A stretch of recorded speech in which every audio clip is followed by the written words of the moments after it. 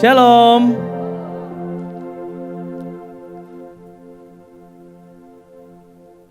Mungkin hari ini saya tidak akan banyak buka ayat, tapi saya akan lebih banyak share. Sekitar bulan Desember menjelang akhir, saya itu mimpi. Mungkin sudah lumayan lama ya, ini kita sudah masuk bulan keempat. Betul, ini bulan April ya benar ya? Oke. Kita sudah masuk bulan keempat dan di bulan Desember tengah-tengah mungkin sekitar tanggal belasan, ya, saya lagi dalam penerbangan menuju ke Biak. Saya ada pelayanan di Biak dan dalam perjalanan, dalam penerbangan, saya tidur saudara. Saya curcol dikit ya, kadang teman-teman hoax itu kalau ngutus saya tega. Pilihannya sendirian atau dikasih tim anak baru semua. Saya ini gak pernah dikasih tim yang enak gitu. Kalau saudara dengar khotbah Kojos kemarin bisa milih, saya gak boleh saudara, ya iyalah saya siapa gitu ya. Cuman gak pernah enak timnya. Ada satu yang ngutus tuh, lagi tugas media kalau gak salah. Dan saya ke Biak ini sendirian. Karena yang lain sudah di sana, saya berangkat sendirian. Dan di perjalanan saya istirahat, saya dengarkan lagu, saya tidur. Saya punya beberapa karunia, tapi karunia mimpi bukan salah satunya. Saya dari kecil sampai mungkin umur 20-an, mimpi saya cuma satu seumur hidup saudara. Mimpi saya cuma dikejar zombie, tidak ada mimpi yang lain. Menyedihkan ya, orang mimpi bagus-bagus, saya mimpi dikejar zombie, tidak ada yang bagus dalam mimpi saya. Saya sampai bosan cuma beda tempat aja, dikejar zombie di mall, dikejar zombie di mana, cuma beda tempat. Semua mimpi dikejar zombie, buat saya ada yang salah dengan mimpi saya. Sampailah di bulan Desember, dalam penerbangan, saya mimpi saudara.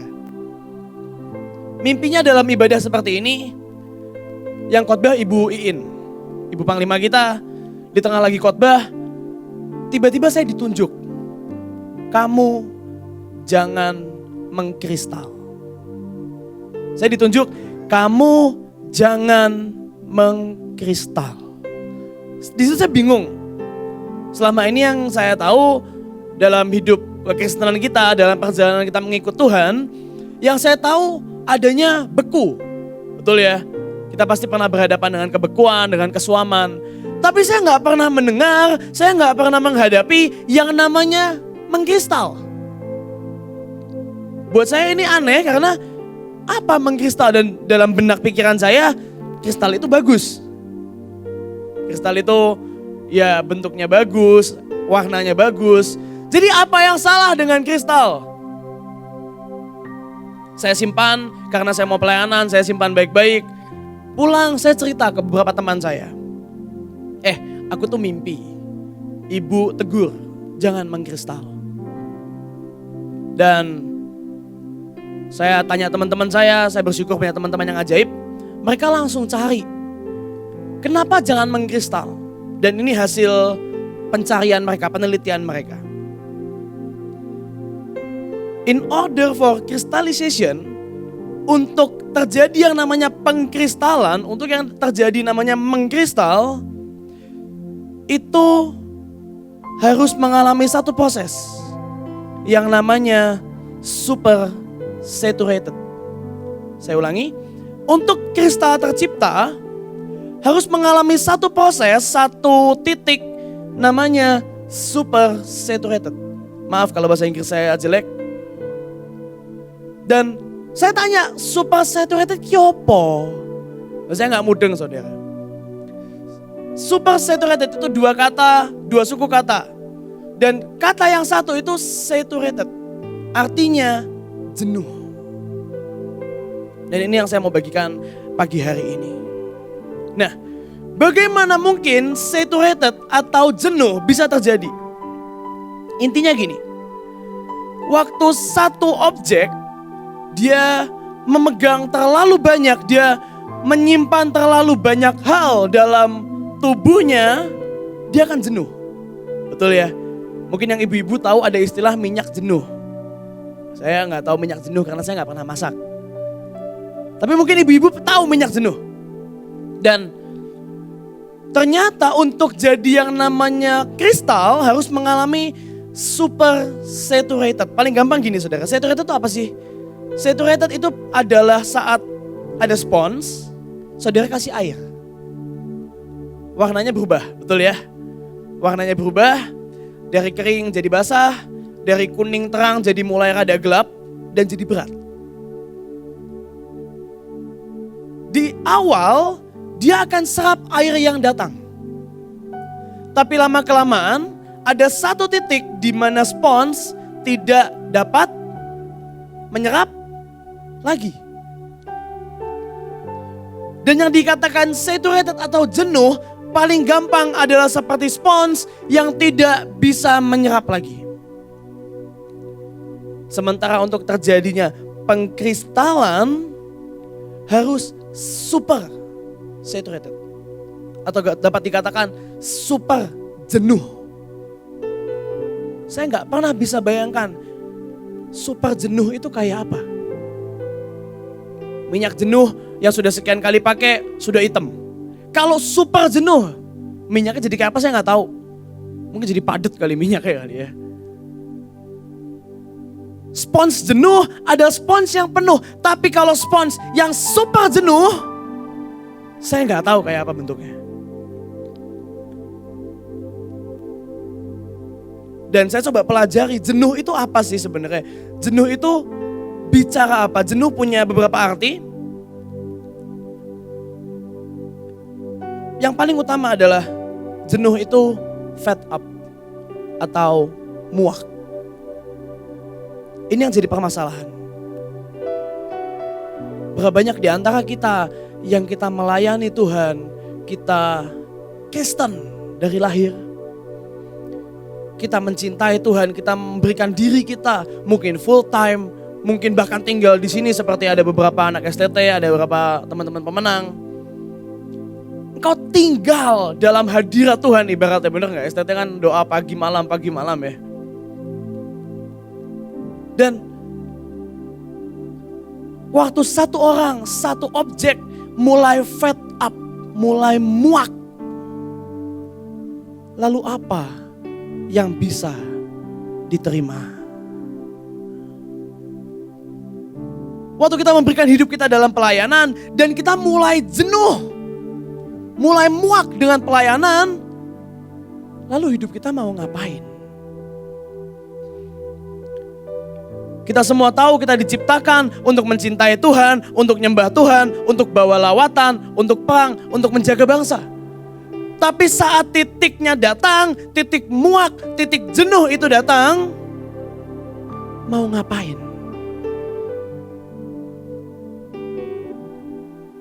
Coba trace back, coba lihat masa lalu, coba lihat mungkin bahkan hari-hari ini. Pernah gak sih ada titik kita mulai muak dengan pelayanan kita, dengan semua yang kita lakukan? Gak cuma pelayanan lah, mungkin yang sekolah, mungkin yang kuliah, yang kerja. Ada titik jenuh, ada titik muak, di mana tubuhmu gak mampu menerima apapun yang kau lakukan lagi. Simpel ya, mungkin kelihatannya saya gak mungkin muak, nyatanya saya masih pelayanan. Saya gak mungkin muak, nyatanya saya masih cinta Tuhan. Saya gak mungkin muak, nyatanya saya masih full time. Tahukah saudara, muak itu sangat kecil. Dan kadang kita gak sadar. Simpelnya gini, mungkin kita tahu yang namanya ada kebekuan gitu ya. Beku itu adalah di mana saat kita mulai tidak bisa merasakan. Gak bisa rasa hadirat Tuhan, gak bisa merasakan kasih sayang orang lain. Tapi yang namanya mengkristal, itu saking banyaknya kita terima, sampai jenuh, sampai muak. Kalau beku, saudara akan tetap datang dan saudara berusaha, saudara mencoba. Tapi jenuh itu di titik yang berbeda, di mana penuh dan mulai menolak. Itu yang mengerikan. Saya nggak bilang ini lebih berat dosanya dari kebekuan. Tidak. Saya nggak sedang lomba besar-besaran dosa sama dosa kebekuan. Tapi yang mengerikan, yang namanya mengkristal adalah satu titik di mana bahkan kita jenuh, muak, dan bisa menolak. Spons penuh, jelas dia akan menolak air yang datang. Ember yang penuh, jelas dia akan menolak air yang datang. Simpelnya, saudara suapin bayi, di mulutnya masih ada makanan, saudara cekokin lagi, yang terjadi batuk, muntah, dan sebagainya. Itu apa? Jenuh, muak. Kalau kebekuan, saudara masih akan, ayolah cobalah. Gak ada rasa, ya coba. Tapi yang namanya jenuh akan ada titik di mana enough. Cukup dengan semua yang datang. Cukup dengan yang saya lakukan, cukup dengan pelayanan saya, cukup dengan semua yang kita kerjakan. Dan itu yang menyedihkan. Di Alkitab ada gak yang jenuh? Ada. Siapa paling gampang? Orang Israel. Mereka jenuh dengan ketetapan Tuhan. Mereka jenuh dengan keadilan Tuhan. Mereka jenuh dengan peraturan yang Tuhan berikan. Mereka jenuh dengan mana, mereka juga jenuh dengan daging. Makanya ngomel aja kerjaannya, jenuh. Dan sampai titik mereka menolak. Cukup dengan ini semua. Cukup dengan mana, kembalikan kami ke Mesir. Kami rindu bawang dan daging. Dikasih daging, Tuhan jahat. Kenapa? Muak. Penuh. Tidak ada lagi part, tidak ada lagi rongga, tidak ada lagi selah di hatinya untuk menerima apapun yang Tuhan mau berikan. Dan bukankah yang menyedihkan, ada hari-hari dalam pelayanan kita mulai muak dan jenuh. Ada hari-hari di mana ibadah lagi. Ada hari-hari di mana tugas apa lagi. Jujur ya saudara, ada hari-hari di mana saya, ini doa apa lagi sih? Nanti disuruh doa jam segini, kumpul ini, kumpul itu, puasa ini, puasa itu. Tuhan, ini apa lagi? Saya gak berani ngomong sama siapa-siapa, saudara saya takut ditengking. Cuman karena saya sudah bertobat, saya berani cerita gitu ya. Ini apa lagi? Saudara ingat bulan Desember kita disuruh SMA 10 Desember sampai 10 Januari atau apa gitu. Ada yang ingat? Ya ingat ya, disuruh grup call SMA. Di tengah-tengah SMA, ini apa lagi? Jujur ya saudara, ada hari-hari saya nakal banget. Tuhan kan yang doa banyak, udah saya gak usah lah ya. Ada titik-titik jenuh dan muak dan menolak. Percayalah saudara, Rock, kita di awal diciptakan, di awal didirikan, kerjaan kita cuma KKR. 2 bulan sekali, 3 bulan sekali KKR terus. Jadi setiap selesai KKR kita akan langsung mulai doa lagi untuk 2 bulan lagi, temanya apa, mau bikin seperti apa. Tapi yang menyedihkan adalah ada hari-hari di mana KKR lagi. Cari jiwa lagi. Isi cawan lagi. Tahan hujan lagi. Dan itu tanda-tanda jenuh dan muak. Tapi kata lain dari jenuh selain fed up, ada surfeit atau no more desire. Gak ada kerinduan, gak ada kelaparan, gak ada keinginan. Kalau lagunya berkata, keinginan dalam hatiku adalah menyembahmu. Itu lagunya. Tapi apakah hati kita masih sama? Di awal saya pelayanan, saya disambar Tuhan lah gampangnya. Awal mula saya mulai sungguh berapi-api merindukan lawatan, merindukan KKR besar-besaran. Itu waktu Yobel besar. Mungkin saudara sudah ada yang melayani, ada yang belum. Ada yang datang mungkin sebagai jemaat. Itu adalah awal-awal saya berapi-api. Saya masih ingat hampir setiap doa pagi kita nonton video Reinhard Bonnke di sini. Itu tahun berapa ya? 2015 atau berapa gitu. Setiap Sabtu kita nonton video Reinhard Bonnke dengan jutaan orang. Lagunya Nyatakanlah Lagi. Saya masih ingat tuh. Itu adalah hari-hari di mana saya sungguh merindukan lawatan. Dikasih KKR, mau orang tua, mau anak kecil, mau youth, mau cewek semua, mau cowok semua, mau panti, mau orang mana kek. Saya akan yes KKR. Tapi yang menyedihkan, ada hari-hari di mana apa tugas penginjilan? Silahkan kamu saja. Christian ada isi di sini. Coba cari yang lain saja. Menyedihkan. Kenapa? Tidak ada lagi kerinduan. Tidak ada lagi kelaparan. Tidak ada lagi kehausan. Safed, muak. Percayalah saudara, makanan favorit saya adalah soto. Nggak cuma soto, saya ini orang Semarang, orang Jawa Tengah. Jadi ya soto dan kawan-kawannya lah ya, saudara ngerti lah. Rawon, sate, nasi goreng, ya semua kawan-kawannya. Apakah saudara sedang puasa? Maafkan saya kalau saya sebut makanan-makanannya luar biasa ini. Tapi percayalah saudara, saya pindah dari Semarang ke sini itu 2010. Dan sekarang sudah 2022, mungkin sudah hampir 12 tahun saya tinggal di Bekasi. Awal-awal saya sangat merindukan pulang ke Semarang karena saya butuh makanan Semarang. Tapi hari ini saya pulang ke Semarang, 3 hari 2 malam saya minta pulang ke Bekasi. Makanannya manis semua, tidak ada yang pedas, enak semua. Kenapa? Tidak ada lagi kerinduan. Dibanding saya disuruh makan mie Jowo, saya pilih nasi gila di Kemang sekarang. Kenapa? Tidak ada lagi kerinduan.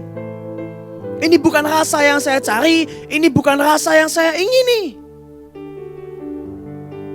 Yang menyedihkan, itu juga terjadi pada rasa kita akan lawatan, pada rasa kita akan nyembah Tuhan, pada rasa kita akan doa.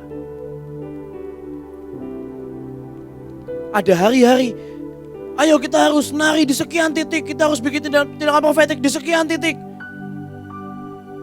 Ini apa lagi?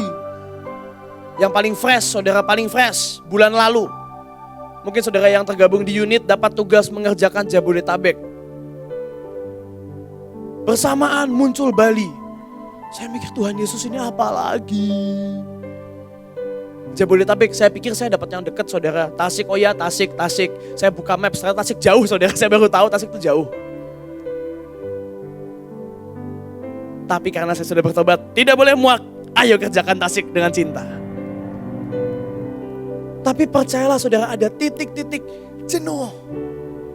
Mulai kenyang, mulai gak mampu terima, mulai gak ada rasanya. Ada hari-hari di mana saya nyiapin khotbah itu seminggu, 2 minggu sebelum saya belajar sungguh-sungguh. Hari Selasa saya berangkat ke Bali, belum ada saya siapin khotbah satupun saudara. Kenapa? Iya, rasanya berkurang. Saya tidak mengkristal, rasanya berkurang dikit. Tapi yang parah adalah saat mulai jenuh, mulai muak, mulai gak ada rasa, dan mulai menolak. Paling simpel saudara, bulan Februari mungkin sebagian saudara ada yang diajak makan-makan. Itu makan all you can eat, saudara bisa makan sekenyangmu, syaratnya gak boleh bungkus. Dan saya melihat, saya bawa saudara, saya duduk semeja dengan teman-teman saya. Saya sudah memotivasi, sebelum makan saya sudah team talk saudara. Ini all you can eat. Do the best. Jangan lewatkan satu helai daging pun. Saudara tahu waktu masih 30 menit teman-teman saya udah. Saya berjuang sampai akhir. Saya tidak makan es krim sampai menit ke 90. Itu apa sih? Kenyang. Gak ada rasa, mulai muak. Daging di depan mata. Ada tom yum di depan mata. Dan teman-teman saya sudah beberapa sudah mulai buka ikat pinggangnya. Sudah mulai buka kancingnya dikit. Gak mampu. Tapi buat saya, saya harus selesaikan sampai menit 90, saya harus ngunyah terus. Kenapa? Karena saya tidak membiarkan diri saya kenyang. Saya push, saya gak sarapan. Sengaja saya ambil jam paling pagi jam 10, saya tidak sarapan, makanya marah-marah dikit. Dan bukankah sama dalam perjalanan pelayanan kita? Ada hari-hari kenyang. Kita mulai kendor. Aduh penginjilan, tahan dulu, napas dulu, saya mulai kenyang. Ayo kita kerjakan Jabodetabek, aduh nanti dulu. Kancing buka dulu satu. Ayo kita doa buat Bali, aduh sabarlah pelan-pelan. Sudah tua gak mampu. Meresahkan memang anak-anak Tuhan kadang-kadang ya. Termasuk saya. Dan itulah jenuh. Itu muak. Itu fed up. Tapi ada definisi kedua saudara. Jenuh itu selain super saturated adalah cool and hardened. Dikatakan gini. Bagaimana kristal bisa tercipta? Itu diciptakan dari molekul yang tadinya cair, mulai dingin dan mengeras. Bukan membeku ya, dingin dan mengeras. Dan proses ini disebut kristalisasi. Dan ini bisa terjadi waktu magma atau lava atau lahar mulai keluar, dia ngalir turun dari gunung dan dia mulai mengeras karena air mulai menguap. Oke? Nah, yang kedua selain mengkristal itu karena jenuh, mengkristal karena muak, mengkristal karena kenyang, tapi mengkristal juga disebabkan karena dingin dan mengeras. Di sini yang saya mau sampaikan adalah saya cukup shock karena contoh yang dipakai adalah magma. Kita semua tahu magma itu panas, betul ya? Saudara nggak usah coba, udah tahu kan ya magma panas ya. Dan yang contoh yang dipakai adalah magma yang begitu panas, dia ngalir, ada satu titik, dia berhenti mengalir. Kenapa? Dingin, jadi keras, itulah mengkristal. Api yang menyala dalam hidup kita, waktu itu nyala besar, kita jalan sama Tuhan, kita lakukan banyak hal. Tapi tiba-tiba ada titik, ada momen di mana mulai dingin dan keras. Tapi selain itu, selain api yang padam, api yang membeku, juga dikatakan waktu engkau cool and hardened, waktu engkau dingin dan mengeras, kita tidak lagi fleksibel dengan Tuhan. Saya masih ingat pertama kali saya nari, ini sekitar kelas 6 SD kalau gak salah. Saya sudah pulang sekolah saudara, saya dari sekolah sampai kuliah tidak berubah. Pulang sekolah pulang, gak ada nongki, gak ada main sama teman gitu, gak ada. Pulang sekolah pulang. Lapar ngantuk soalnya. Dan saya ingat banget satu hari saya pulang sekolah. Baru banget nyampe rumah, masih depan rumah. Masih pakai seragam SD dimasukin gitu ya, putih merah, dasi karet. Saya dapat telepon. Mama saya dari dalam rumah keluar karena saya sekolah gak bawa handphone. Tian ada telepon. Saya angkat. Ternyata saya ditelepon sama kakak penari. Siapa waktu itu yang telepon? Saya lupa. Pokoknya masih ada sampai hari ini. Saya ditelepon dan bilang, Tian, kamu bisa nari di SHRK? SHRK itu apa, Kak? Adalah pokoknya SHRK ibadah di Jakarta. Bisa nari? Gak latihan dulu, Kak. Namanya juga penari baru ya. Saya tanya dong, apa gak latihan dulu? Gak usah, berangkat. Kapan, Kak? Besok. Sekarang. Oke, bisa. Dalam hitungan menit saya jawab, oke, bisa. Itu sekitar 10 tahun yang lalu. Tadi pagi ada teman saya chat saya. Christian, sore ini bisakah tolong pelayanan ini. Saya butuh waktu 1 jam untuk jawab, saudara. Aduh, bisa enggak ya? Kosong sih. Aduh, tapi bisa enggak ya? Aduh, saya mau ke Bali belum siap-siap. Aduh, saya belum ini. Enggak sih, intinya saya malas aja sebenarnya. Dan itu perbandingan yang beda banget. 10 tahun lalu saya ditelepon, bisa nggak? Bisa. Hari ini bisa nggak?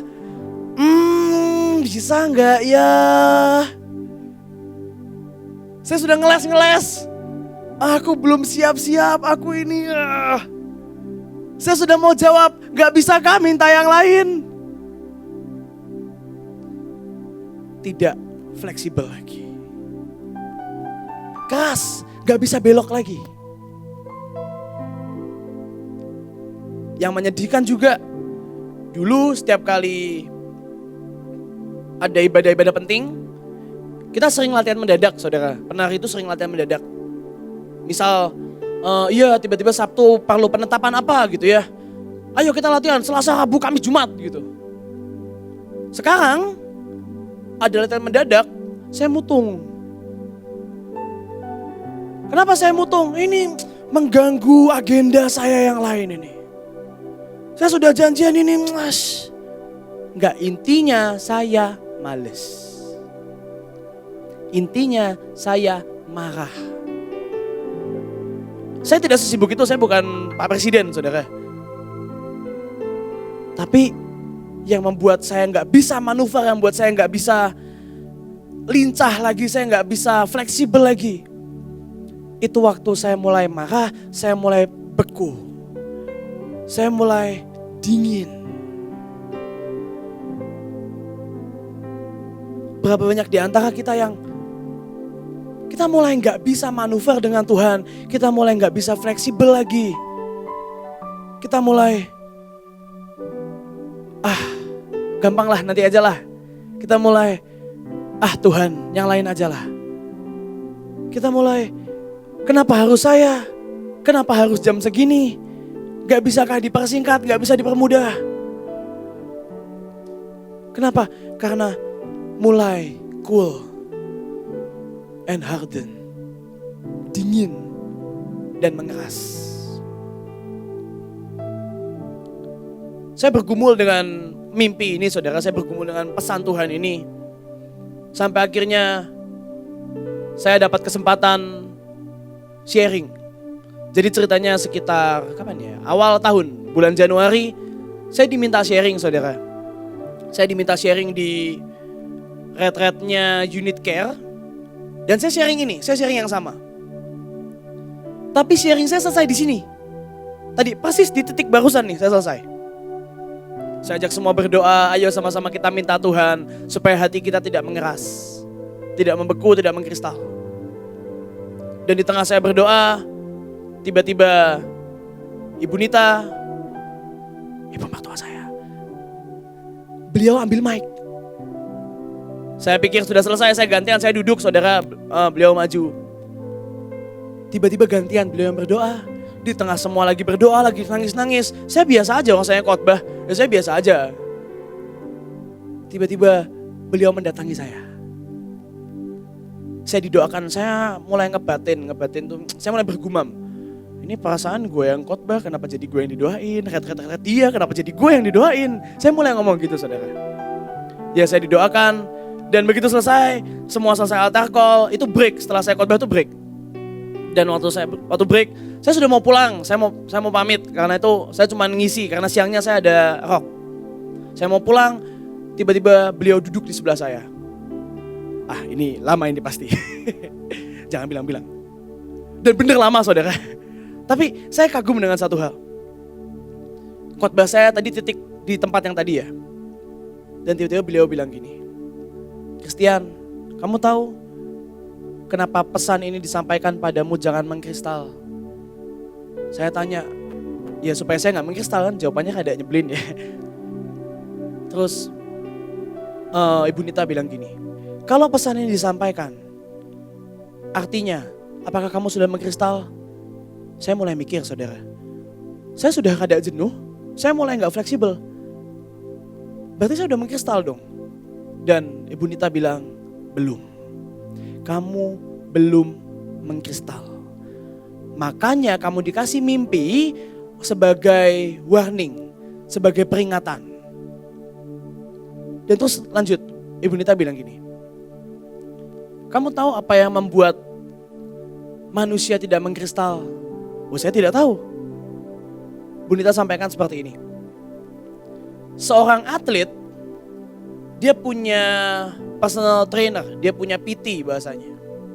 Mau atlet lari, mau atlet bola, mau gym, apapun itu. Dan setiap kali mereka olahraga, si personal trainer ini akan ngeliat limitnya sampai mana. Satu kali saya pernah lihat sebuah film kalau nggak salah apa ya, Facing the Giant atau apa, film cukup lama. Mungkin saudara pernah nonton, mereka olahraga rugby. Dan untuk nge-push limitnya, atletnya matanya ditutup. Suruh gendong orang, matanya ditutup, suruh merangkak, nyebrangin ujung ke ujung lapangan rugby. Itu tangannya udah panas, lututnya panas. Ayo dikit lagi udah mau nyampe, udah mau separuh. Awalnya targetnya cuma separuh lapangan. Sudah mau sampai, sudah mau sampai. Dan waktu dibuka matanya ternyata sudah sampai ujung. Nah, seorang PT, seorang coach, dia tahu limit kita. Dia tahu batasan kita. Makanya kalau saudara perhatikan ada beberapa pemain bola yang mereka di klub sebelumnya sehat, di klub setelah pindah sakit-sakitan. Kenapa? Karena beda PT, beda penilaian. Nah, dan Bu Nita bilang gini, seorang pelari dia akan dipaksa di-push lari jarak sekian, kecepatan sekian. Tapi si coach akan menilai, ini kalau ku push lebih kuat lagi, ototnya putus. Pasti cedera, maka dihentikan.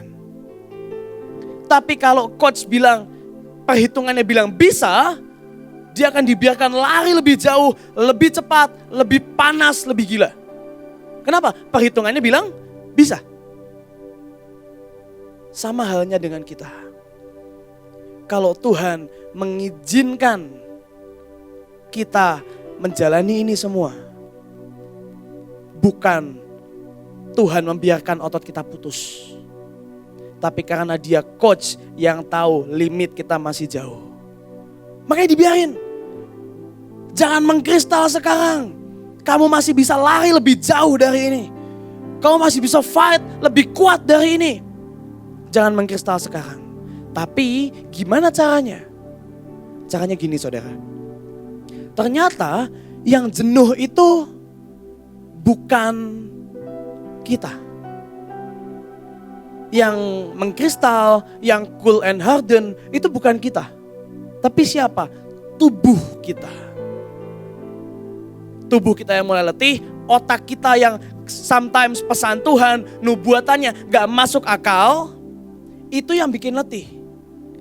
Lalu bagaimana supaya kita gak letih? Hidup kita ada tubuh, jiwa dan roh.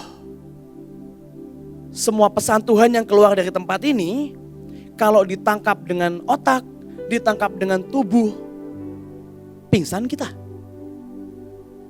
Dan berapa banyak orang yang menangkap dengan otak, ini tahun kelimpahan, otaknya akan masuk ke otak dan tahun kelimpahan. Saya punya utang ini, saya punya gini, anak saya belum sekolah, bla bla bla bla bla. Dan dia akan mulai jenuh, kapan kelimpahan datang? Anak saya belum juga diberkati. Tapi waktu yang terima itu yang di roh, ceritanya akan beda. Jadi Bagaimana supaya kita nggak mengkristal? Semua pesan, semua nubuat, semua yang kita kerjakan, jangan hanya kerjakan dengan otot dan otak kita, tapi roh kita juga harus ikut bekerja. Tubuh kita terbatas. Percayalah saudara, kerjain Jabodetabek, kerjain Bali, nanti pulang ada apa lagi? Letih.